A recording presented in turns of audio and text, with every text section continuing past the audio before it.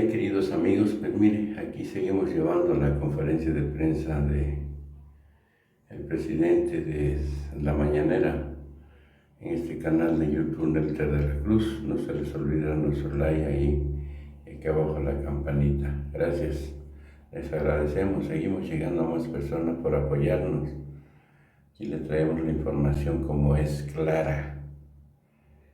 Bueno, pues empezamos. Agustín Chávez.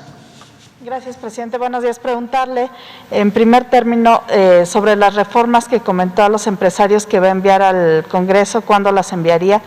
Ellos dijeron que va a enviar una reforma electoral, también la reforma eléctrica y lo que tiene que ver con la Guardia Nacional para que pase a formar parte de la Secretaría de la Defensa. Bueno, sí hablamos de eso. Es importante aclarar que no van a haber reformas promovidas por el Ejecutivo para aumentar impuestos, porque ayer se habló de una reforma fiscal y antes, cuando se hablaba de reforma fiscal, eran aumentos de impuestos. La llamada reforma fiscal del gobierno anterior fue aumentos de impuestos. Entonces, que no se vaya a confundir nadie, no hay aumentos de impuestos. No hay aumentos en términos reales de los precios de los combustibles. Ya no hay gasolinazos,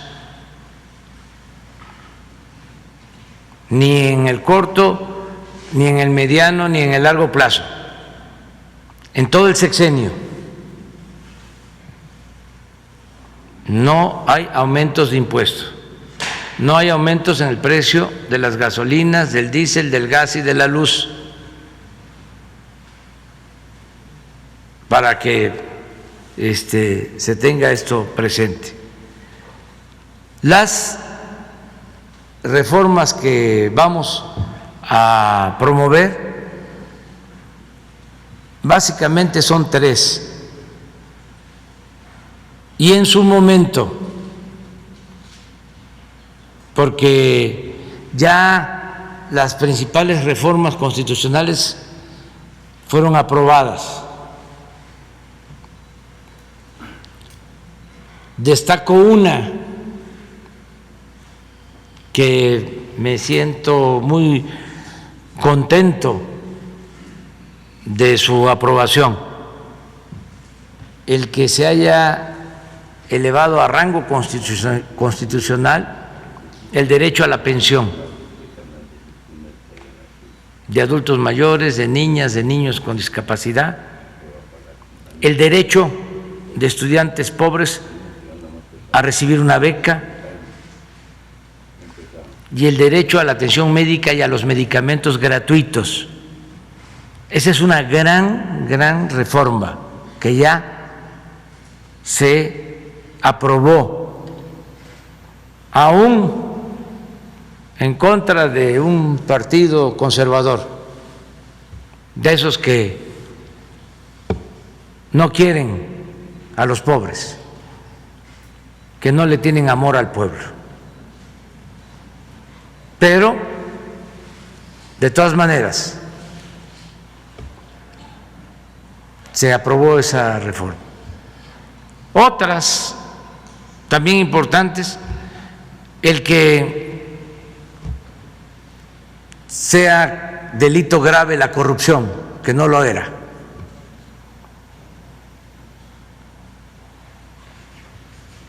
Otras importantes, la revocación del mandato, para que haya democracia participativa.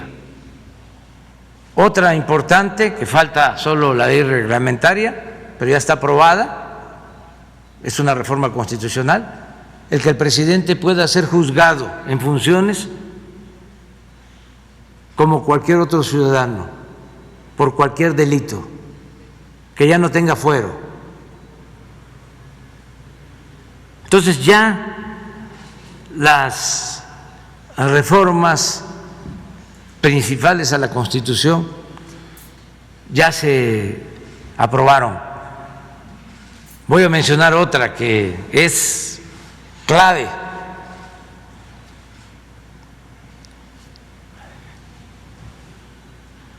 Está prohibido por la Constitución, y así se establece en el artículo 28, la condonación de impuestos. Porque los de mero arriba, que ahora están enojados, durante décadas no pagaban impuestos o les devolvían los impuestos. Y ahora no hay condonación de impuestos. Por eso tenemos una buena recaudación, porque antes engañaban de que los de arriba pagaban impuestos y los de abajo no pagaban impuestos. Todavía hasta siguen pensando de esa manera. Lo que proponían era que se cobrara impuesto a los trabajadores independientes, a los de la economía informal, a los viene, mientras las grandes corporaciones económicas, financieras, no pagaban impuestos. Ahora ya está en la Constitución el que se prohíbe la condonación de impuestos y todos están pagando. Eso los tiene algunos molestos, pero ya se les va a ir pasando. Ahí vamos, poco a poco, convenciéndolos de que todos tenemos que contribuir. Entonces, ¿qué nos queda? Pues 3 reformas constitucionales. Tengo la obligación de presentarlas porque considero que son necesarias y son buenas para el pueblo y para la nación. Una,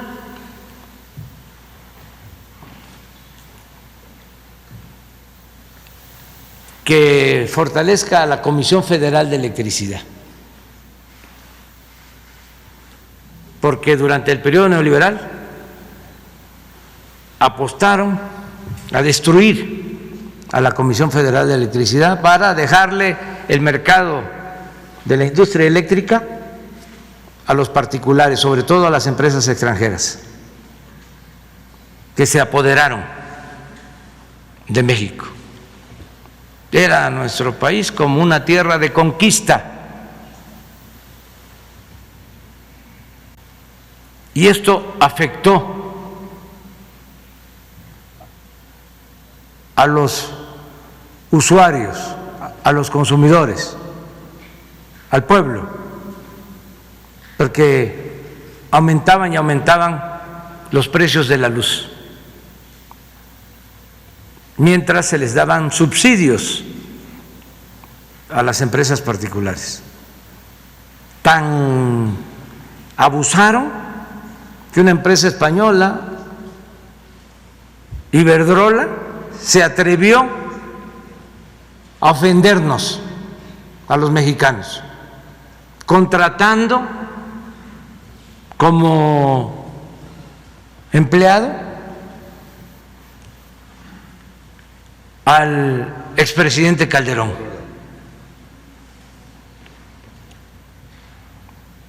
También a la que había estado de secretaria de Energía, se la llevó a trabajar a la empresa. Entonces, necesitamos una reforma para que no paguen más por la luz los usuarios domésticos, los pobres, los integrantes de clase media, que las grandes corporaciones, porque así está ahora. Las tarifas más bajas las pagan los de arriba, porque se hizo una reforma a la Constitución con ese propósito. No es para que desaparezcan, lo aclaro, estas empresas particulares, no, van a continuar. Pero vamos a poner orden para que el 54% del mercado corresponda a la Comisión Federal de Electricidad y el 46% a particulares. Porque ahora, como está la ley, por la reforma a la Constitución que hicieron el gobierno pasado, aunque tenga capacidad de generación la Comisión Federal de Electricidad, no se le permite subir energía eléctrica a la red.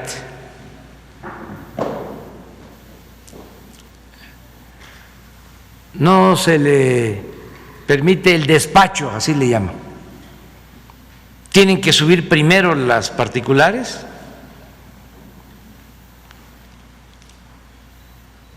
y luego las plantas de la Comisión Federal de Electricidad, cuando se trata de una empresa pública y cuando por esa empresa pública, si se maneja como se está haciendo, con eficiencia, vamos a garantizar que no aumente el precio de la luz.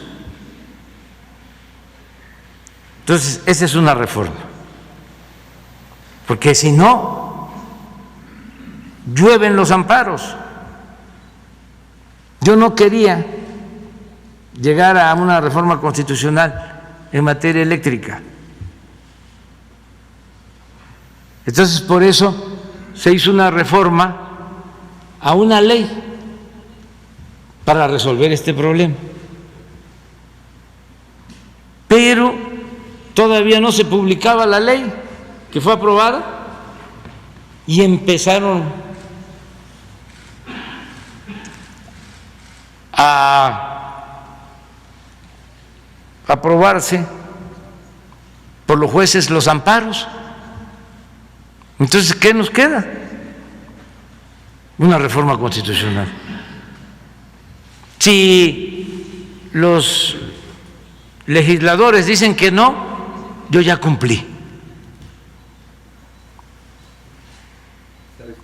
Si ellos quieren seguir apoyando esta injusticia,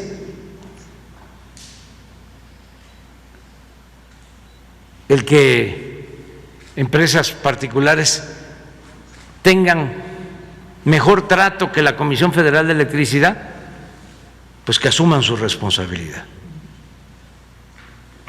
Esa es una. Dos, una reforma electoral para que de verdad haya independencia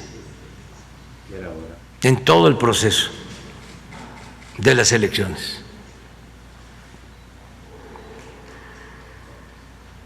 Que no domine el conservadurismo,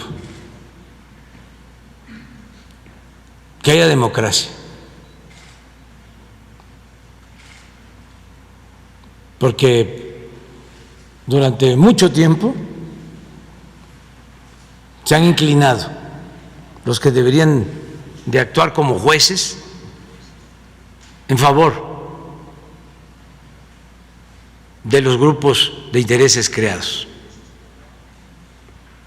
Entonces tenemos que buscar la forma de que quienes coordinen los procesos electorales sean gente de inobjetable honestidad, rectos, auténticos demócratas. Se los dije a los empresarios. ¿Qué es un demócrata? Es una gente que independientemente de su origen, de clase o de su manera de pensar, actúa con rectitud. No es un demócrata, como ha sucedido en México, el que dice: no podemos permitir que llegue a la presidencia un populista. Luego entonces hagamos todo para evitarlo, hasta robarnos la elección. Hagamos un fraude patriótico. No, sea quien sea, si el pueblo lo decide, debe tener la oportunidad de gobernar. ¿O qué? ¿Queremos nada más una democracia para las élites? ¿Queremos nada más a Kratos sin demos, a poder sin pueblo?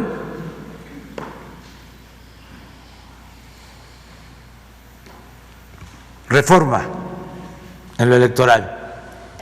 Otra cosa, los costos. No es posible que se destinen 20,000 millones de pesos a las elecciones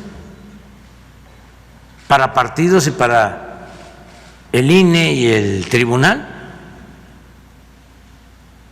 No está el país para eso.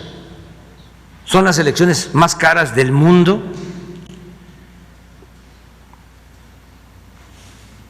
A bajar de esos costos.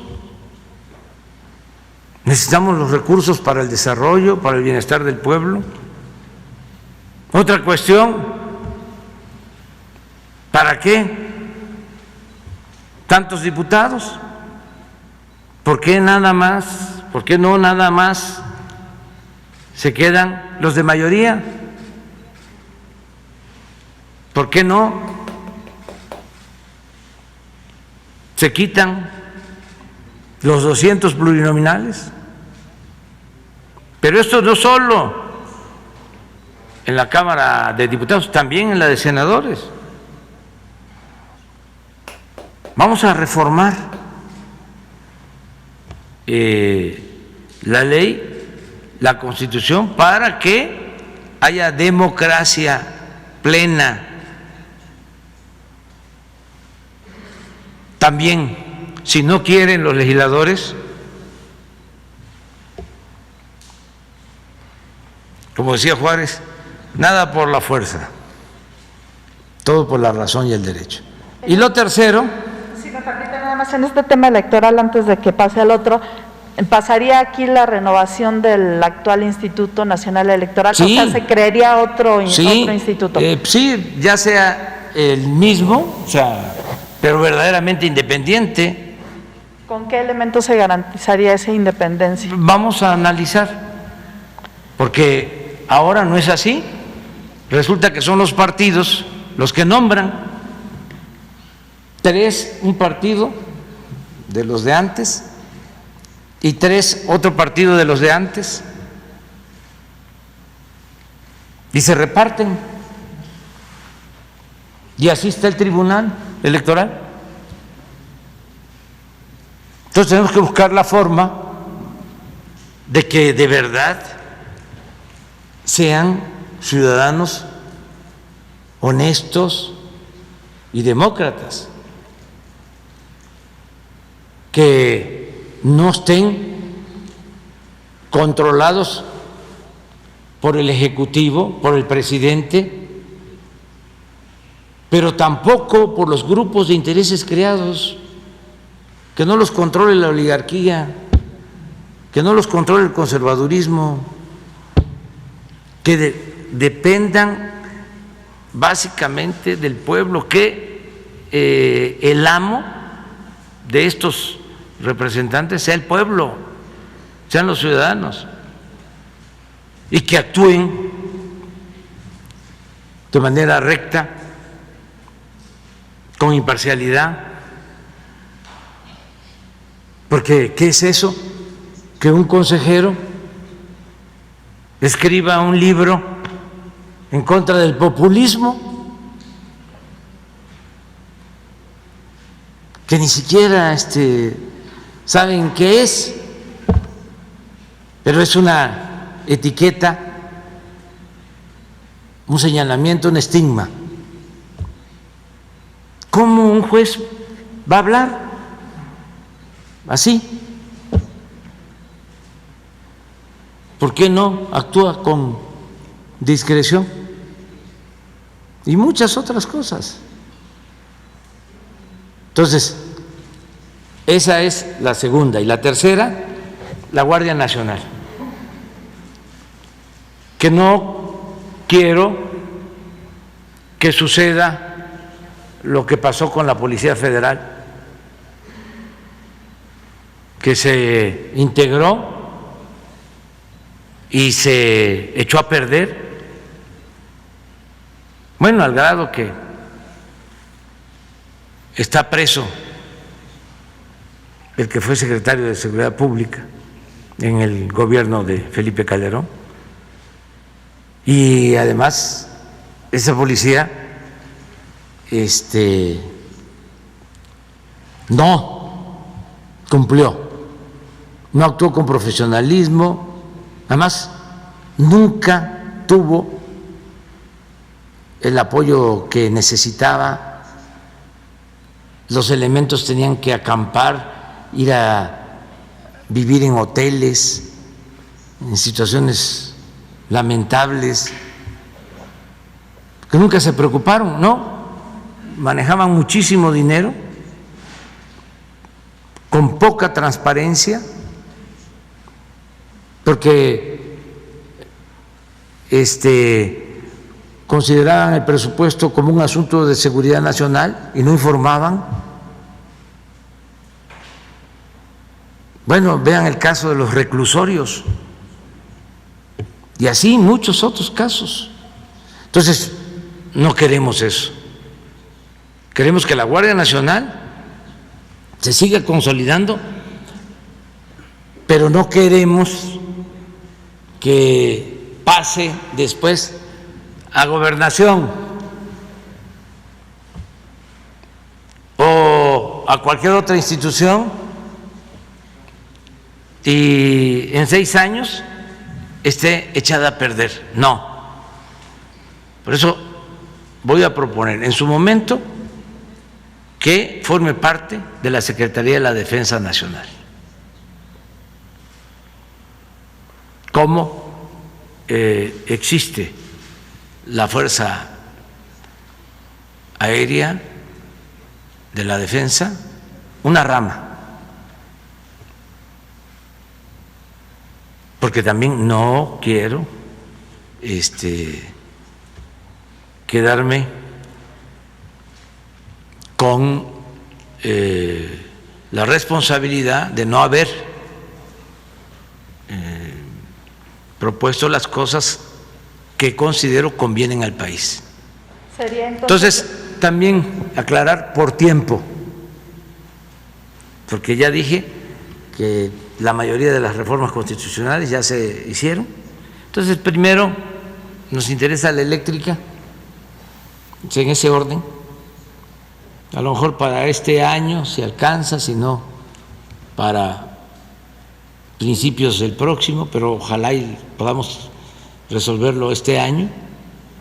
El año que viene, la electoral,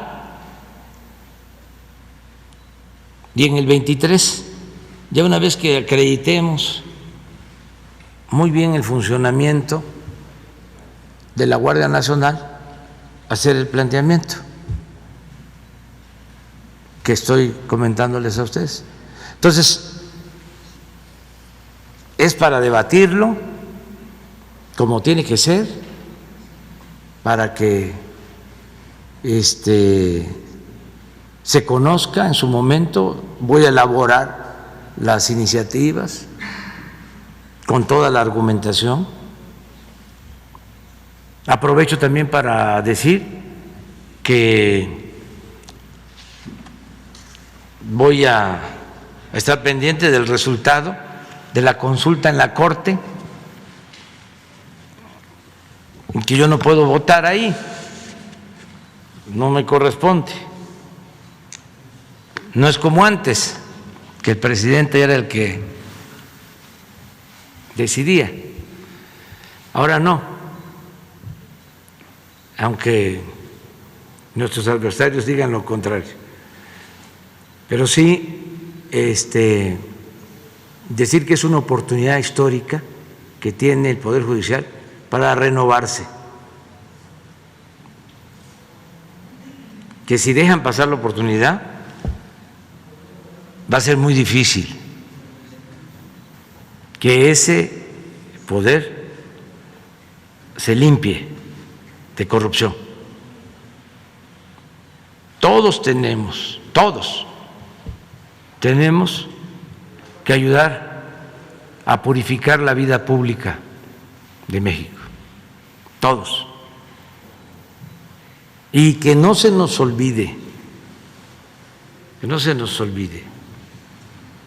el principal problema de México fue durante mucho tiempo la corrupción. Eso es lo que dio al traste con todo. Por eso a veces me sorprende que hay quienes están en su derecho, lo aclaro, pero hay quienes quisieran que regresara la corrupción, que regresara el régimen de corrupción. Es una especie de añoranza, ¿no? O desinformación o masoquismo, o también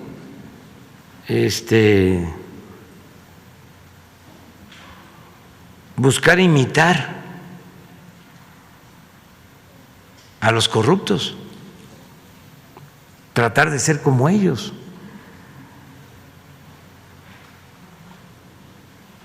Pero sí, el cáncer que ha destruido a México, peor que el COVID,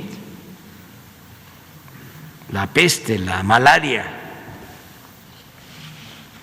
que hemos padecido, ha sido la corrupción. Por eso podemos, miren, estoy contentísimo, sigue pañuelito blanco, nada de corrupción, cero corrupción.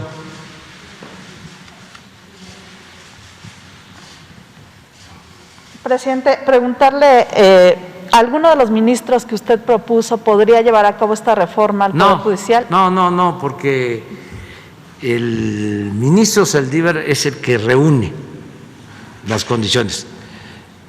Y repito, son importantes las instituciones, pero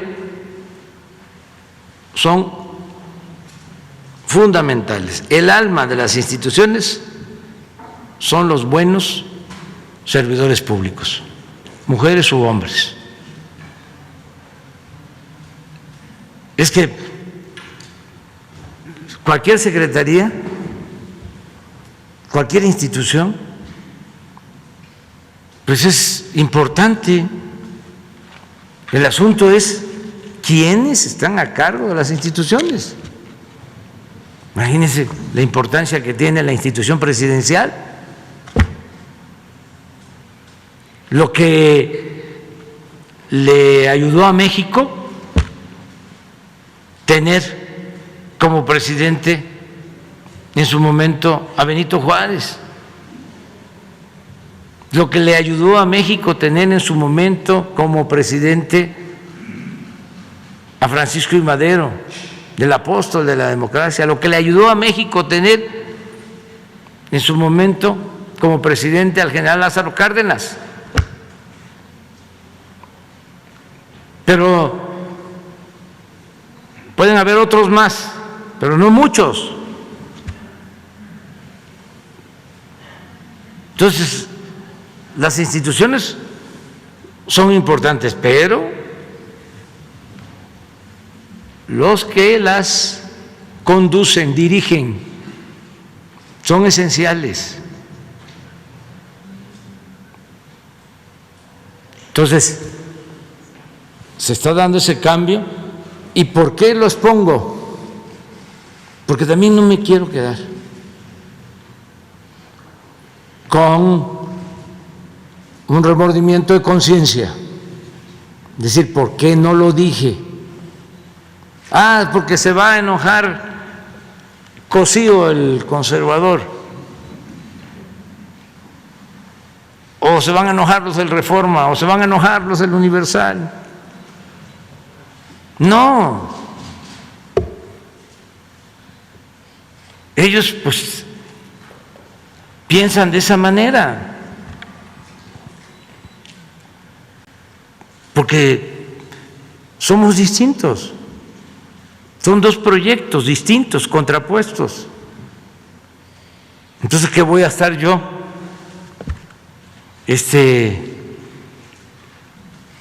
tomando las recomendaciones de Cosío, que sé que es un conservador, que cuando estuvo en la Corte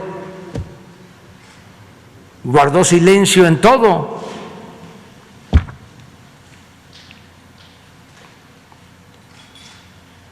Cuando se cometieron atrocidades. Bueno, cuando saquearon al país, como nunca.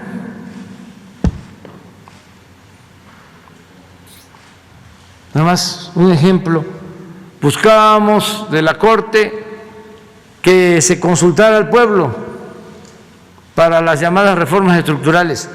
No, el pueblo no. Y así, muchas cosas, avalando todo lo que perjudicaba al pueblo y beneficiaba a las minorías. Por eso les molestó que dije ayer que eran jueces que defendían el dinero. Así es. No defendían a los pobres. También no generalizo, hay jueces, hay magistrados, hay ministros consecuentes, pero la mayoría está para proteger solo a los de arriba. Es lo que pasaba aquí en el Ejecutivo. ¿Quiénes se beneficiaban con el presupuesto? Los de arriba. Pues ¿cómo no van a estar inconformes lo de los medios convencionales si se llevaban como 20,000 millones de pesos al año de publicidad?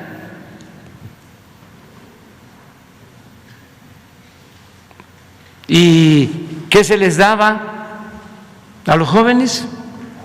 Nada. ¿Qué se les daba a los adultos mayores? ¿Qué se les daba a las niñas, a los niños con discapacidad? ¿Cuántas becas se entregaban?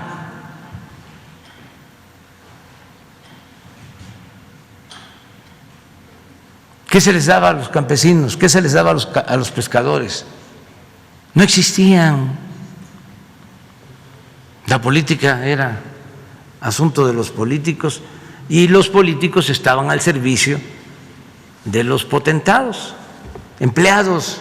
Este ejemplo que les estoy dando de la empresa eléctrica, de eso se lo dije al gerente de Iberdrola, porque le estaba pidiendo y le sigo pidiendo de que se llegue a un acuerdo con los contratos, y la respuesta era: no, nosotros siempre hemos actuado con legalidad, y dale, y dale, y dale, y dale con eso. Hasta que le dije: mire, ustedes nos han ofendido. ¿En qué lugar del mundo una empresa contrata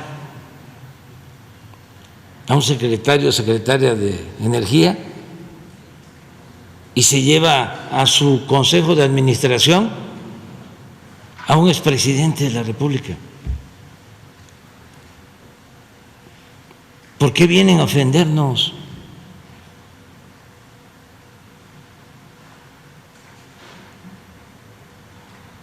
Entonces, eso es básicamente, y que todos los ciudadanos participemos y sigamos adelante.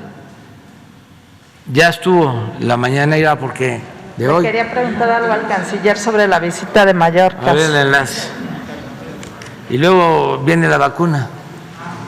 Pero mañana también vamos a poder De Seguridad Nacional. ya habló Marcelo.